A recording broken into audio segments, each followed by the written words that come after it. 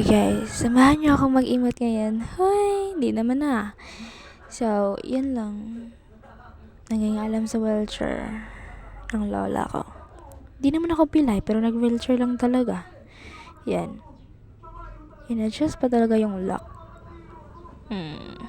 Eme na lang tayo, girl. Dami pang pagsubok natin, pero okay lang. Last na lang. Last na lang at tutungtong naman ulit tayo ng college. Hay. Mahirap talaga ang buhay ito.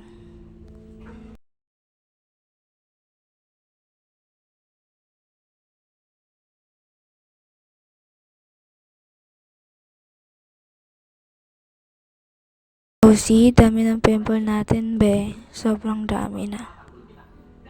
Kaka-cellphone mo yan eh. Kaya madami na. So, tumitingin na lang ako ng paligid namin. Kasi nga maganda naman yung view. Halos green yung bundok na namin. O see. Palagi na lang akong nakakaupo.